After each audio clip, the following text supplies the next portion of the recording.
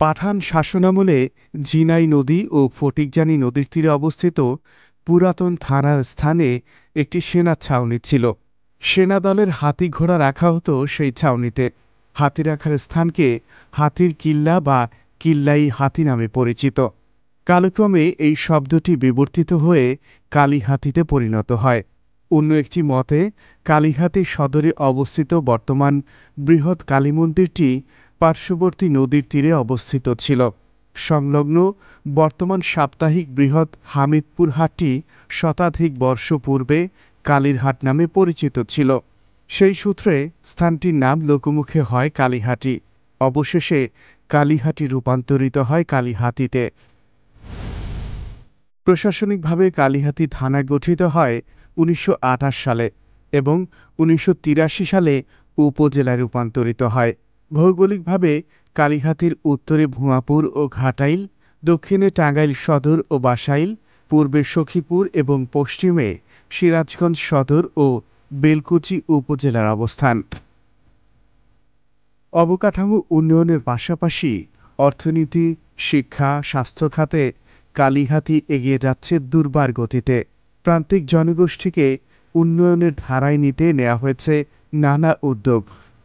মাননীয় প্রধানমন্ত্রীর স্বপ্ন বাস্তবায়নে যে লক্ষ্য তিনি দেখেছেন যে বাংলাদেশের একটি মানুষও গৃহহীন থাকবে না, সেই লক্ষ্য বাস্তবায়নের লক্ষ্য নিয়ে আমরা কালীহাতি উপজেলায় 4টি পর্যায়ে 294টি ঘর প্রতিষ্ঠিত করেছি এবং ইতিমধ্যেই সেই ঘরগুলোতে গৃহহীন মানুষদেরকে পুনর্বাসনের ব্যবস্থা গ্রহণ করা হয়েছে। আমরা লক্ষ্য করেছি যে আশ্রয় প্রকল্পের মানুষগুলো তারা ঘর পেয়েছে, কিন্তু তারা পশুপালন করতে চায়। তাদের অনেক মহিলা আছে যারা খুবই আত্মপ্রত্যয়ী, তারা গরু ছাগল পালন করতে চায়, কিন্তু গরু ছাগল রাখার ক্ষেত্রে তাদের কিছু প্রতিবন্ধকতা আছে।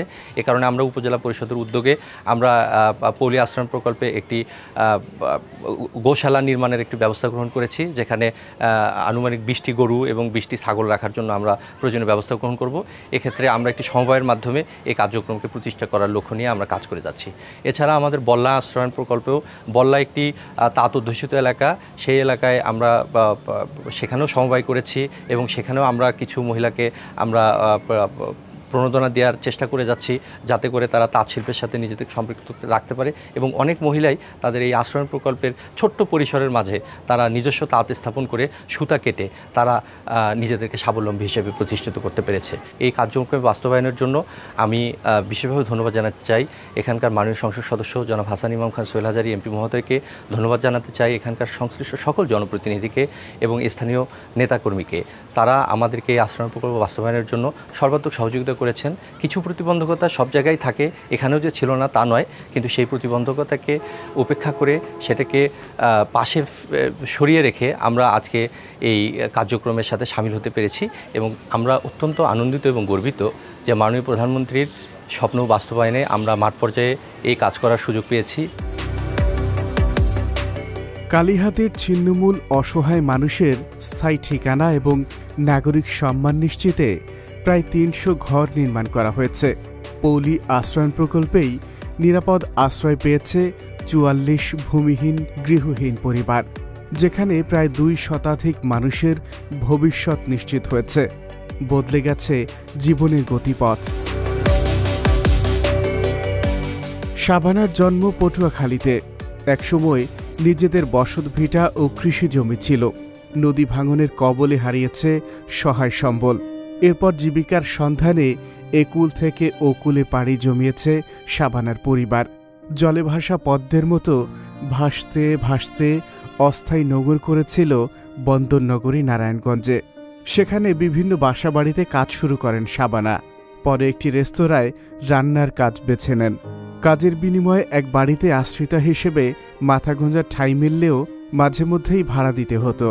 আশ্রয়ণ প্রকল্পের কল্যাণে শাবানা পেয়েছেন ভূমির অধিকার, পেয়েছেন স্বপ্নের আবাসন। আমরা আগে পটুয়াখালী ছিলাম, হ্যাংতে আমরা নারায়ণগঞ্জ আইছি। নারায়ণগঞ্জতে আইসে দোকানে দোকানে কাম করছি, অনেক কষ্ট করছি। কষ্ট করে ঘরে থাকার জায়গা নাই, শোয়ার জায়গা নাই। আমরা কত কষ্ট করিয়ে তারপরে এনে আইসি। এনতে আসিয়ে হেসে যে এই ঘরটা পাইছি। এই ঘরটা পায়া আমরা খুব শান্তিতে আছি। শেখ হাসিনা ঘর দিছে, তার জন্য সে আমার আম্মা, তাদের জন্য আমরা দোয়া করি, আশীর্বাদ করি।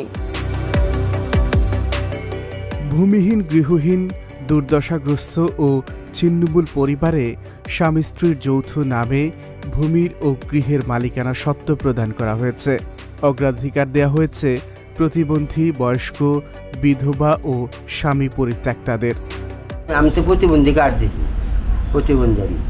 তাইলে আবার যে রমজান মাসে জাকাত, ফেতরা এগুলা উঠাই টোপলা বেঁধে রাখি, এগুলাতে চিল্লা ফিরে খাই।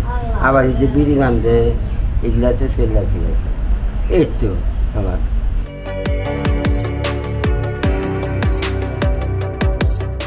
আশ্রয়ণ প্রকল্পের মাধ্যমে গৃহায়নের সঙ্গে কর্মসংস্থান, স্বাস্থ্যসেবা, স্যানিটেশন, শিক্ষা, পেশাভিত্তিক প্রশিক্ষণ সহ বিভিন্ন কার্যক্রম যুক্ত হয়েছে। পারিবারিক কল্যাণ এবং সামাজিক উন্নয়নের অন্যতম হাতিয়ার হয়েছে প্রধানমন্ত্রী শেখ হাসিনার বিরল এই উদ্যোগ। জ্যোৎস্না বেগম সাভারে একটি পোশাক তৈরি কারখানায় পরিচ্ছন্নতা কর্মী হিসেবে দীর্ঘদিন কাজ করেছেন। নির্মাণ শ্রমিক স্বামী ও তার পরিশ্রমে যে টাকা আয় হতো তাই দিয়েই একটি সংসার চালানো বেশ কষ্টসাধ্য ছিল। ঘর ভাড়া দিতেই খরচ হয়ে যেত সিংহভাগ আয়। সময়মতো বাসা ভাড়া পরিশোধ করতে না পারলে বাড়িওয়ালার অপমান সইতে হতো। ৮-১০ জন সাধারণ মানুষের মতো তাঁদের স্বপ্ন ছিল একটি নিজের ঘরের, কিন্তু আয় ব্যয়ের হিসেবে জমার খাতা শূন্যই থাকত। গার্মেন্টসে চাকরি করছি, মনে করেন আমার স্বামী রাজমিস্ত্রি কাজ করছে, গার্মেন্টসে চাকরি করছে, আমি ক্লিনার পোস্টে চাকরি করছি। আমার ঘর বাড়ি কিচ্ছু নাই, থাকছি ঘর ভাড়া, তার কারেন্টের বিল দেওয়ার লাগছে 500 টাকা, পানির বিল 40 টাকা, ময়লার বিল 70 টাকা। মনে করেন সব কিছু কিনে, কোনো কিছু খালি মনে করেন একের পানিটুক বাদ দেয় সব কিনে। পানির বিলটাও তো 40 টাকা নিয়েছে, 20 টাকা করে। আগে তো প্রথম বেতন পাইতাম 7,000, 8,000, তারপর আস্তে আস্তে আমার তো ওভারটাইম দিয়ে কষ্ট করে লাইট করে 15 দিন লাইট, 15 দিন দিনের কাজ করে দাম 1200 টাকার মতো, 12,000 টাকার মতো পাইছি। বাসা বাড়ি মনে করেন এত কষ্ট করে লাইট করে ইয়ে খাওয়া, খড়ি কিনে সব কিছু খাওয়া কষ্ট, অনেক কষ্ট হয়েছে বাবু। সব সময় চিন্তা করতাম, বলে আমি আজকে মরে যাই, আমার কোনে ফালাই দিব। তাই আমি শেখ হাসিনা মা আমার যে ঘর দিছে তাতে আমি খুব খুশি বাবা। আমি তার নিকে দোয়া করি, আল্লাহ তারে ভালো করুক। বঙ্গবন্ধু কন্যা ভূমিহীন গৃহহীনদের বিশেষ উদ্যোগ গ্রহণ করায় সেই সুফলের আওতায় এসেছে জ্যোৎস্না খালেকের মতো অনেক পরিবার। নিরাপদ আবাসনের পাশাপাশি প্রতিটি ঘরের আঙিনায় হচ্ছে কর্মক্ষেত্র। পৈতৃক সূত্রে কোনো সম্পত্তির মালিকানা পাননি আব্দুল হামিদ। শৈশব থেকে অভাবের সাথে লড়াই করেছেন। নিজের বসতভিটা না থাকায় ঘর ভাড়া নিয়ে স্ত্রী ও 3 সন্তান নিয়ে বসবাস করতেন। একটি বেসরকারি প্রতিষ্ঠানে চাকরি করে মাস শেষে যে টাকা হাতে পেতেন, ধার দেনা শোধ আর ঘর ভাড়া দিয়ে কিছুই জমানো সম্ভব ছিল না। নিজেদের একখণ্ড জায়গা কেনা বা টিনের ঘর তৈরির স্বপ্ন ছিল অলীক কল্পনা। অথচ এখন জমিসহ ঘরের মালিক হয়েছে এই পরিবার। বার্ধক্য আর অসুস্থতার এই কঠিন সময়ে প্রধানমন্ত্রীর এই ঘরখানি তাদের দিয়েছে প্রশান্তির ছোঁয়া। থাকার মতো ঘর ছিল না। ছোটোবেলা ছিলাম আমি বিভিন্ন জায়গায় বেসরকারিভাবে বেসরকারি প্রতিষ্ঠানে কাজ করছি। কম বেতনে 7,000, 8,000, 9,000 এইভাবে বেতন পাইছি। আমার এই যে বেতন পাইছি এই বেতন দিয়েও আমার পরিবার চলতো না। তারপরেও কষ্টের দিন অতিবাদ করছি। এখন থাকার মতো এটা বাসস্থান হয়েছে, আমাদের প্রধানমন্ত্রী শেখ হাসিনা দিয়েছেন, তাতে আমাদের বিশাল উপকার হয়েছে। নামাজ পড়ে সবসময় সর্বক্ষণ তার জন্য দোয়া করতেছি। আবার যে আমার স্বামী যে স্ট্রোক করছে তারপরেও তো এসে আমি ঘরের মধ্যে শুয়ে তার জন্য দোয়া করতেছি যে এত বড় একটা উপকার আমরা পাইছি, ঘরের তলে শুয়ে রয়েছি। আল্লাহ যেন তারে খায়ের দারাজ করে।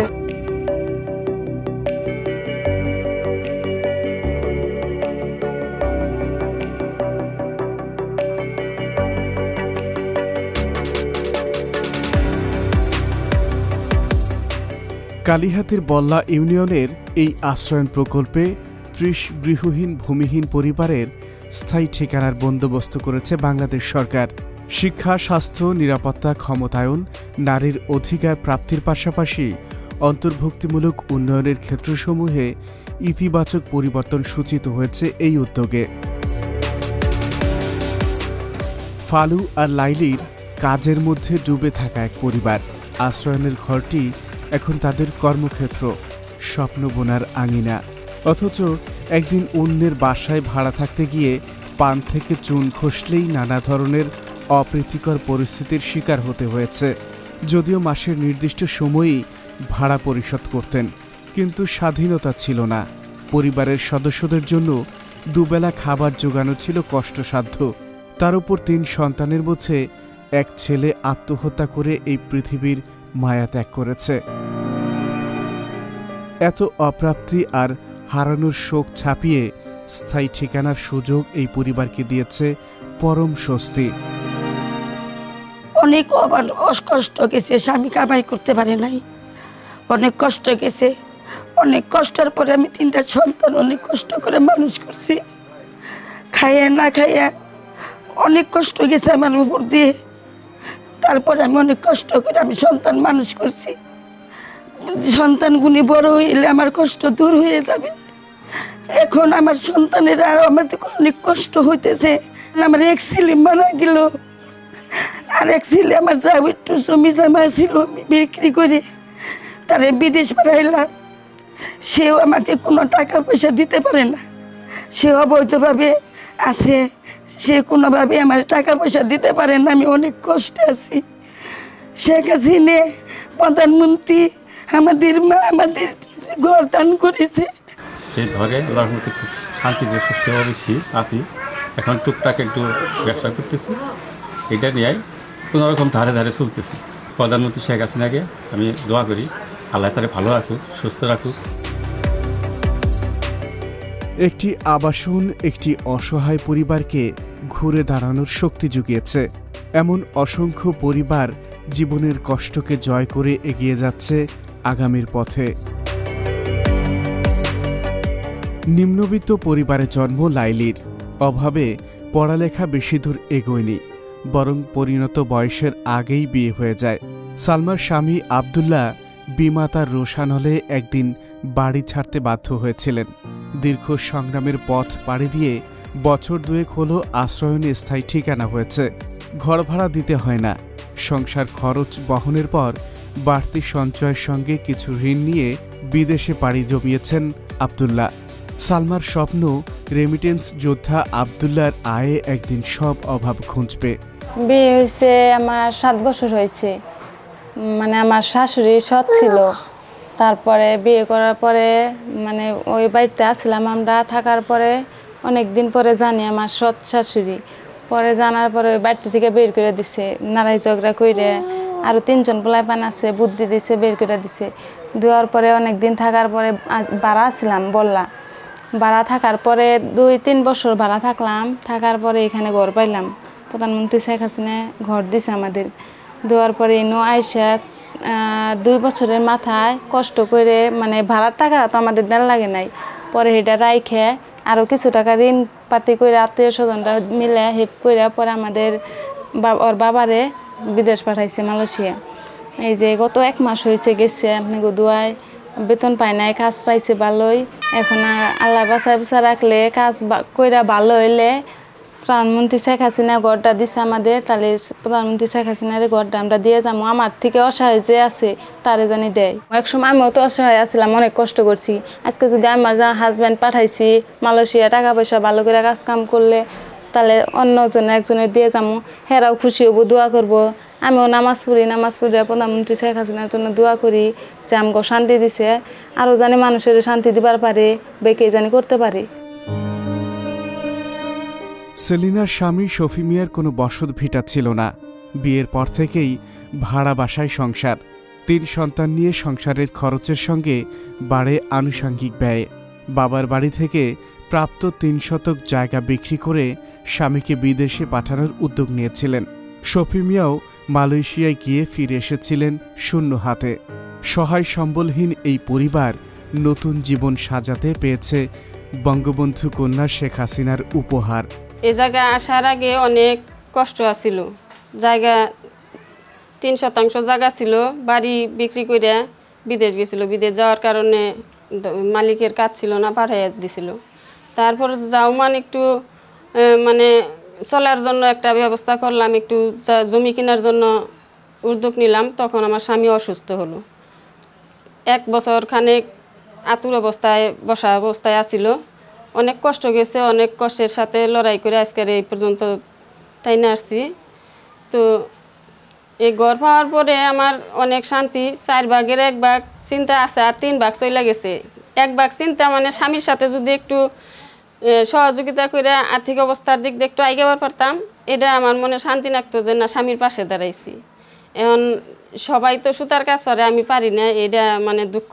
যদি কোনো সহযোগিতার মাধ্যমে কিছু টাকা ঋণ পাইতাম, তাহলে বাড়িতে বৈশা থেকে আমি স্বামীর পাশে দাঁড়াবার পারতাম। মানে হাঁস মুরগির খামার আছে, ছাগল গরু আছে, না পালিত পোষিত কইরা তারপরে একটু রুজির ব্যবস্থা করবার পারতাম। স্বামীর একটু আগে তো লেখাপড়া, মেয়ে ছেলের লেখাপড়াটা একটু হেল্প করবার পারতাম। প্রধানমন্ত্রী শেখ হাসিনা ঘর দিয়ে যে উপকারটুকু করছে, এটা বাসায় বলতে পারবো না। কতটুকু আনন্দের সাথে আছি, কতটুকু শান্তির সাথে আছি। যে দুঃখটা ছিল, যতটুক আশা ছিল, তার থেকে অনেক পাওয়া হয়ে গেছে। কারণ যদি 2 ডিসিম জায়গা কইরাও আমি ঘর দিতাম, তবু এরকম হইতো না। অনেক সুন্দর হয়েছে, অনেক যা চাইছিলাম তার থেকে অনেক পাওয়া হয়েছে শেখ হাসিনার কারণে। আমরা এখন খুব শান্তিতে আছি। পৈতৃক সূত্রে আশরাফ আলীর কিছুটা জায়গা জমি ছিল বসত ভিটাও, কিন্তু কপাল দোষে সেই জায়গা সম্পত্তি ধরে রাখতে পারেননি। নিজের সম্পত্তি বিক্রি করে বোনের স্বামীকে বিদেশ পাঠিয়েছিলেন। সেই টাকা আর ফেরত আসেনি। দীর্ঘ 27 বছর ভাড়া বাসায় কাটিয়ে স্বপ্নের মতোই হাতে পেয়েছেন একখণ্ড জমির দলিল এবং একটি ঘরের নিজস্ব মালিকানা। আমি মনে করেন যে ক্লাস 7 পর্যন্ত পড়ছিলাম। তারপরে আমি বিয়ে শাদী করলাম। কয়েক বছর পরে আমার মনে করেন ছেলে হলো, তারপরে মেয়ে হলো। বাড়ি বিক্রি করে বোনের জামাইরে বিদেশ পাঠাইলাম। ওই বোনের জামাই দিছে একবার মাইরা দেওয়ার পরে আমি 27 বছর 2+3 বছর আমি বাসা ভাড়া থাকলাম। খুব ছোট্ট একটা রুমে ভাড়া থাকছি, খুব কষ্ট করছি। আমার যে সরকারে একটা ঘর দিতে খুব সুখে আছি। ঘর নিয়ে ছেলে মেয়ে নিয়েও থাকতে পারি, স্টিকার আইনেও থাকতে পারি, সরকার খুব সুখে রাখছে। আমার 3টাই ছেলে মেয়ে আয়বাস করাই, 3টাই। খুব খুশি তাতে আমরা খুব খুশি। এখন এই সরকারি অনুদান পাই আমার জীবনে আমি এরকম ঘর দিতে পারতাম না কোনোদিন। আল্লাহ আমার হাজার হাজার শুকরিয়া আল্লাহর কাছে, এবং শেখ হাসিনা যে কাজটা করে দিচ্ছে, এতে আমরা খুব খুশি। ভাসমান জীবনযাপনে অভ্যস্ত প্রান্তিক জনগোষ্ঠী ম্যালেরিয়া, যক্ষ্মা, ডেঙ্গু ও পানিবাহিত নানা সংক্রামক রোগের সঙ্গেই বসবাস করত। সুবিধাবঞ্চিত ও দুর্দশাগ্রস্ত মানুষের মধ্যেও ছিল প্রজনন ও মাতৃত্বজনিত বহুমুখী জটিলতা। আশ্রয়নে স্থায়ী আবাসনের ফলে বিরূপ এবং প্রতিকূল পরিবেশ থেকে নিরাপদ জীবন পেয়েছে, সুন্দর অর্থবহ ভবিষ্যৎ পেয়েছে নতুন প্রজন্ম। এই ছিল কালিহাতী উপজেলার বদলে যাওয়া বাস্তবতা। আগামী পর্বে আমরা দেখব টাঙ্গাইল জেলার ধনবাড়ী ও বাসাইল উপজেলার প্রান্তিক জনগোষ্ঠীর ঘুরে দাঁড়ানোর চিত্র।